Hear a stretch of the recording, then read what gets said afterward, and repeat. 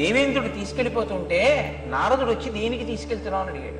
హిరణ్యకశిపుడు తపస్సుకి వెళ్ళాడయా, ఆయన యొక్క వీర్యము ఈమె గర్భము యందు పిండముగా రూపుదాలుస్తోంది. వాడితోనే వేగలేకపోతున్నాం, మళ్ళీ ఇంకోడా బయటికి.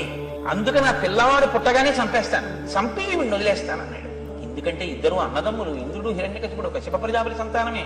అంటే నారదుడు అన్నాడు, నీకేం తెలుసు? హిరణ్యకశిపుడి కొడుకు కాబట్టి అలా ఉంటాడు అనుకుంటున్నావు. కాదు, ఆయన హిరణ్యకశిపుడి కొడుకైనా లోకమంతిటి చేత కీర్తింపబడేటటువంటి మహాభక్తుడు పుడుతున్నాడు. నువ్వెవరు చంపడానికి? కాబట్టి నా ఆశ్రమానికి తీసుకెళ్తానన్నాడు. అటువంటి మహాభక్తుడు పుడితే నాకేం అభ్యంతరం, తీసుకెళ్ళండి అన్నాడు. నారదుడు ప్రహ్లాదుడికి ఉపదేశం ఎప్పుడు చేశాడో తెలుసా అండి? పుట్టాక కాదు. లీలావతి గర్భమునందుండగా పిండము వింటుంది. మీరు నమ్మండి నమ్మపోండి, వాళ్ళ పెద్దలు కూడా అంగీకరిస్తున్నారు. పిండానికి వినే శక్తి ఉంటుంది. నేను మీకు ఇది నేను ఇంకా చెప్పకుండా ఉండలేను, నా వ్యక్తిగత అనుభవం అయినా. నా ఇంటికి ఒకప్పుడు కాకినాడలో ఒక దంపతులు వచ్చారు. వాళ్ళు అమెరికాలో ఉంటున్నారు. ఆవిడ పెళ్లి ముందు నుంచి ఏదో నేను చెప్పిన మాటలు ఆవిడకి ఏదో పాపం మంచివి అనిపించాయి. ఆవిడ వింటూ ఉంటుంది సీడీలు ఎప్పుడు.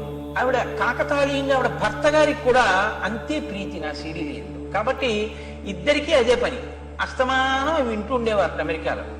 వాళ్ళిద్దరికీ వాళ్ళ అనురాగ ఫలితంగా ఒక శిశువు ప్రాణం పోసుకుంటోంది ఆవిడ కడుపులో. ఆవిడ ఇవే వింటుండేవారు, అదే పనిగా వినేవారు. ఆ పుట్టినటువంటి పాప విరిసిపోతోంది సీతమ్మ తల్లిలా. అది పాకేటటువంటి వయసు వచ్చింది. ఆ పాకేటటువంటి పిల్లని తీసుకుని వాళ్ళు ఒకసారి నన్ను చూడడానికి వచ్చారు, మీరున్నారులో. ఆ పాపను తీసుకుని మా ఇంటికి వచ్చారు. నాకు పేర్లు జ్ఞాపకంలో ఉండవు. తీసుకొస్తే ఆ పాప నిద్రపోతుంది. మా ఇంటికి వచ్చేప్పుడు వాళ్ళు తీసుకెళ్లి లోపల మంచం మీద పడుకోబెట్టండి అమ్మా, ఎంతసేపు ఊళ్ళో పెట్టుకుంటారన్నారు. లోపల పడుకోబెట్టారు. దానికి తెలివి వచ్చిన తర్వాత తీసుకొచ్చి వాళ్ళ అమ్మగారు కింద దింపారు. దింపితే నేను అంత దూరంలో కుర్చీలో కూర్చుని మాట్లాడుతున్నాను, వాళ్ళు కూర్చుని మాట్లాడుతున్నారు. ఆ పిల్ల గబ్బ గబ్బ గబ్బ గబ్బ గబ్బ గబ్బ పాక్కుంటూ వచ్చి నా 2 కాళ్ళు పట్టుకుని ఇలా తలెత్తి చూస్తాను. నేను దాన్ని ఎత్తుకుని తొడ మీద కూర్చోబెట్టుకున్నాను. తొడ మీద కూర్చోబెట్టుకుని, ఏమమ్మా ఏం అలా చూస్తున్నావు అన్నా. అది ఇంట్లోంచి వెళ్ళిపోయే వరకు నేను మాట్లాడుతుంటే అది నా నోటి వంక ముఖం వంక అలా చూస్తూనే ఉంది. అంటే అది తల్లిగారి గర్భంలో ఉండగా నా మాటలు అదే పనిగా విని అది నిద్రపోతున్నది నా మాటలకు ఉలిక్కి పడలేచి. నేను ఇన్ని నెలలుగా వింటున్న మాటలు ఈ శరీరంలోంచే వస్తున్నాయన్నమాట. అందుకని అది నా నోటిని నా ముఖాన్ని ఆశ్చర్యంగా అలా చూస్తూ కూర్చుంది ఒళ్ళో. కాబట్టి వింటాయి గర్భస్థ పిండాలు. నారదుడు చెప్పినటువంటి మాటలు లీలావతి తల ఊపుతూ వింది. లోపల ప్రహ్లాదుడు విన్నాడు. ప్రహ్లాదుడు బయటకు వచ్చాడు. లీలావతి అంతఃపురానికి వెళ్ళింది. అంతఃపురంతో ప్రహ్లాదుడు వెళ్ళాడు. లీలావతి మరిచిపోయింది, ప్రహ్లాదుడికి గుర్తుండిపోయింది. ఇది రాక్షసుల పిల్లలతో చెప్తూ ప్రహ్లాదుడు ఒక రహస్యం చెప్పాడు. ఆయన అన్నాడు, వెల్లిగొన నాటి నుండి అనుగ్రహం చేత, గురువు గారి యొక్క అనుగ్రహం చేత. గురువు యొక్క అనుగ్రహం, ఈశ్వరానుగ్రహం ఎక్కడుంటాయో అక్కడ గురువు గారి నోటి వెంట వచ్చినటువంటి మాటల్ని మరిచిపోవడం ఉండదు.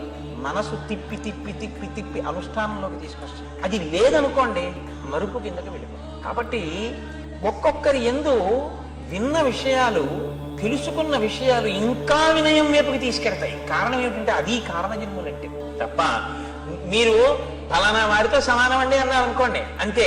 ఇంకా వారే ఉండండి వాళ్ళతో సమానం నేనంటే ఇంకేమిటో అహంకారం. అలా అంటారు కానండి, ఆయన నేను సమానమా? అసలు నన్ను మాట్లాడిస్తున్నది ఆయన మహానుభావుడు అనగలిగితే మీకు వినయం ఉన్నట్టు. కాబట్టి చూడండి, హనుమన్ హరిరాజస్య సుగ్రీవస్య సమోహ్యసి రామలక్ష్మణయోశ్చాపి తేజసాచ బలేనచ. తేజస్సు యందు బలము యందు నువ్వు రామలక్ష్మణులతో సమానమైనటువంటి వాడివి.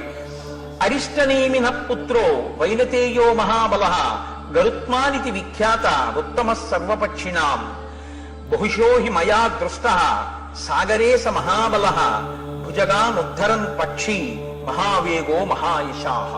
వైనతేయుడై కశ్యప ప్రజాపతికి వినతయందు జన్మించినటువంటి సంతానంలో ఒకడైనటువంటి గరుత్మంతుడు అపారమైన వేగంతో సముద్రంలో ఉండేటటువంటి పావుల్ని తన్నుకుపోతుండగా నేను ఎన్నో పర్యాయాలు చూశాను.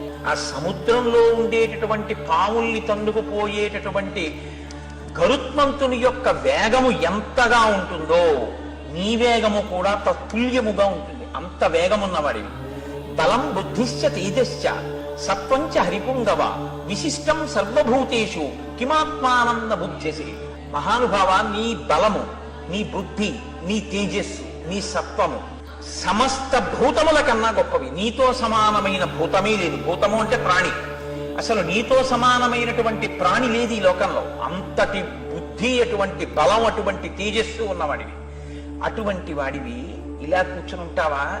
నీవు ఇంత తేజస్సుతో ఇంత గొప్పవాడిగా పుట్టడం అన్నది నీవు పుట్టిన తరువాత సంపాదించుకున్నది కాదు. నీకు పుట్టుకయందే అనుగ్రహింపబడినది. అసలు పుట్టి పుట్టగానే నీకు వచ్చింది. నీ జన్మయే కారణ జన్మ. ఏదో ప్రయోజనం లేకుండా నీకింత బలం కలగదు. ఏదో కారణం లేకుండా నీకింత తేజస్సు ఇవ్వరు. కాబట్టి ఇంతటి తేజోమూర్తిగా నువ్వు జన్మించావు. ఇక్కడ ఎప్పుడూ కూడా మీరు ఒకటి గమనించవలసి ఉంటుంది. మీరు ఇటువంటి విషయాలు వినేటప్పుడు కారణ జన్మల యొక్క జన్మకి సంబంధించినటువంటి విషయాన్ని లౌకికమైనటువంటి దృష్టితో మీరు విచారణ చేయకూడదు ఇప్పుడు కూడా. ఎందుకో తెలుసా అండి? అది పరాశక్తి యొక్క అనుగ్రహం చేత జన్మిస్తాడు. అందుకే అసలు ఒక్కొక్క మహానుభావుడు జన్మించేటప్పుడు ఆయన జన్మిస్తే అటువంటి గొప్ప తేజోమూర్తిని భరించగలిగినటువంటి క్షేత్రం ఉండదు. ఈశ్వరుడి అవతారాన్ని భరించగలదేమో కానీ మహర్షుల యొక్క తేజస్సుని భరించి వహించగలిగిన క్షేత్రాలు ఉండవు. నేను మీతో యథార్థం చెప్తున్నా. రామచంద్రమూర్తిని కనగలిగిన కడుపు ఉంటుందేమో, వశిష్ఠ మహర్షిని కనగలిగిన కడుపు ఉండదు. అందుకే వాళ్ళు కుంభ సంభవులు. ఒక కలశంలోంచి ఉద్భవించారు వాళ్ళు. కారణం ఏమిటంటే ఆ తేజస్సుని భరించడం కష్టం. సుబ్రహ్మణ్యోత్పత్తిలో మీరు విన్నారు, ఏ క్షేత్రం భరించగలిగింది ఈశ్వర తేజస్సుని? అవి భరించలేదు. కాబట్టి భరించగలిగినటువంటి క్షేత్రము యందు ప్రవేశపెడతారు. ఆ తేజస్సుని ప్రవేశపెట్టి ఆ తేజస్సుతో కలిపి కారణజన్ములుగా వస్తారు తప్ప ఒక పతివ్రత యొక్క శీలాన్ని హరించడం లక్షణంగా దేవతలు ప్రవేశపెట్టారు. అందుకే శీలాపహరణం లేకుండా యోగ్యమైన క్షేత్రమునందు తేజస్సు ప్రవేశపెట్టి ఆ రూపంగా పుడితే తప్ప దేవతా కార్యం జరగదు అంటే ఆ రూపంగా జన్మించడానికి వీలుగా గర్భస్థం చేస్తారు. అందుకే శ్రీరామాయణంలో చాలా మంది వానరులు ఆశ్చర్యకరమైనటువంటి జన్మలు స్వీకరించిన వారు. అలా పుట్టిన వాళ్ళల్లో వాలి సుగ్రీవులు కూడా స్త్రీ యందు జన్మించిన వారు కారు. వృక్షకరజస్సు అని ఆయన గురించి ఉత్తర రామాయణంలో చాలా విశేషంగా ఉంది. ఆయన చతుర్ముఖ బ్రహ్మగారికి ఒకనొకప్పుడు సమాధి నిష్టలో ఉండగా కన్నుల వెంట నీరు కారింది. ఇట్నుంచి కారితే దుఃఖమని, ఇట్నుంచి కారితే అది ధ్యానావస్థలో వచ్చేటటువంటి బాష్పధారలని అంటారు. ఆ బాష్పధారలు పడుతుంటే ఆయనకి ఎందుకో బుద్ధి పుట్టి తన చేత్తో పట్టుకున్నారు ఆ నీటి చుక్కలు. అందులోంచి పుట్టాడు ఒక వానరుడు, వృక్షకరజస్సు అని. ఆ పుట్టినటువంటి వానరుణ్ణి ఆయన భూమండలం మీద విడిచిపెట్టి నువ్వు అక్కడ పళ్ళు కాయలు తింటుండు అన్నారు. ఆయన పళ్ళు కాయలు తింటూ ఒకానొకప్పుడు ఒక సరస్సులో ఆయన ఎప్పుడు ఇంకో ప్రాణిని ఎదురుగుండా చూసింది లేదు. ఎప్పుడు ఏవో పళ్ళు కాయలు తింటూ బ్రహ్మగారు చెప్పిన ప్రదేశంలో బతుకుతున్నాడు. ఒకప్పుడు ఒక కైలాస పర్వతం దగ్గర ఉన్నటువంటి సరోవరం దగ్గరికి వెళ్ళి ఆ నీటిలోకి చూశాడు.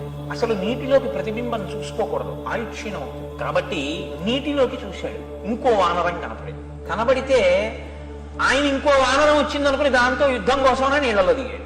ఆ నీళ్లలో దిగితే వానరం కనపడలేదు. నీళ్లకు దిగిపోతే ఇంకా ప్రతిబింబం ఏముంటుందండి? ఆయన పైకి ఎక్కాడు, ఆడదైపోయాడు. ఒక రోజు ఉంటుంది ఆ స్త్రీత్వం. ఇప్పుడు వెంటనే ఆయన యందు ఇంద్రుడు సూర్యుడు మోహం పొందారు. ఇంద్రుడు తన తేజస్సును ఆయన శిరస్సు మీద విడిచిపెట్టాడు. అది వాలం దాకా వెళ్లి వాలి పుట్టాడు. సూర్య భగవానుడు ఆ స్త్రీయత్వాన్ని పొందినటువంటి వానరుణ్ణి చూసి మోహాన్ని పొంది ఆయన కంఠం మీద విడిచిపెట్టాడు తన తేజస్సుని. సుగ్రీవుడు పుట్టాడు. ఇవి విన్నప్పుడు ఎలా ఉంటుందో తెలుసా అండి? ఏమిటండి ఈ కథలు? సూర్య భగవానుడు అంత గొప్పవాడు. తెల్లవారితే ఆదిత్య హృదయంతో నమస్కరిస్తాం. ఒక వానరకాంత కనపడితే మోహం పొంది తన తేజస్సు విడిచిపెట్టేశాడా, కంఠం మీద పిల్లాడు పుట్టాడా, ఏమిటండి ఇది అనిపిస్తుంది. కాదు, సూర్య భగవానుని యొక్క తేజస్సుని, ఇంద్రుని యొక్క తేజస్సుని ఒక వానర రూపంగా సృష్టించడానికి యోగ్యమైనటువంటి వానర కాంత క్షేత్రముగా దొరకడం కష్టం. రామచంద్రమూర్తికి సాయపడడానికి తొందరగా రావాలి ఈ వానరాంశలన్నీ, బ్రహ్మగారి ఆదేశం. కాబట్టి ఇప్పుడు వానర కాంతగా ఉన్నటువంటి వాడు బ్రహ్మగారి యొక్క కన్నీటి బిందువులలోంచి పుట్టినవాడు. ఒక్కరోజే ఆడతనం. ఎందుకని? పార్వతీదేవి ఒకనాడు ఆ నీటిలో స్నానం చేస్తుంటే రాక్షసులు ఆడవేషాలతో వచ్చి స్నానం చేశారు. అందులో ఆవిడ గ్రహించలేదు. ఇందులో స్నానం చేసిన వాడు ఆడదైపోతుంది ఒక రోజు పాటు, ఒక రోజు అందావిడ. కాబట్టి ఒక రోజు ఆడదయ్యింది వృక్షక రజస్సు. ఇప్పుడు తొందరగా వాళ్ళ యొక్క తేజస్సుల్ని ఆ కంఠమునందు తోకయందు ప్రవేశపెట్టి ఇద్దరు కుమారులు జన్మించేటట్టు చేశారు. అయితే మీరు నన్ను మళ్ళీ ఇంకో ప్రశ్న జన్మించారు అనుకోండి, మరి ఇంద్ర తేజస్సు వాలి రాముడికి పనికి రాలేదుగా అని మీరు ఒక మాట నన్ను అడగచ్చు. పనికొచ్చాడు రామకార్యానికి వాలి. ఎక్కడ పనికొచ్చాడో తెలుసా అండి? వాలి రూపంలో దుందుభి, మాయావి ఇలాంటి చాలా పెద్ద పెద్ద రాక్షసులందరినీ ఆయన చక్కబెట్టేసి ఆయన రాముడి చేతిలో వెళ్ళిపోయాడు. అయితే రామావతారం వచ్చిన తర్వాత వీళ్ళందరినీ ఆయన నిగ్రహించాలంటే ఎంతకాలం, ఎంత సమయం పడుతుంది? మాటలా వీళ్ళందరూ చేరితే ఓ చోటికి చేరకుండా వాలి వీళ్ళందరినీ చంపేశాడు. వాలిని ఆయన చంపేశాడు. కాబట్టి అక్కడతో గొడవ దిలిపోయింది. ఇంకా వాలి రావణుడితో కలవక ముందు చంపేశాడు.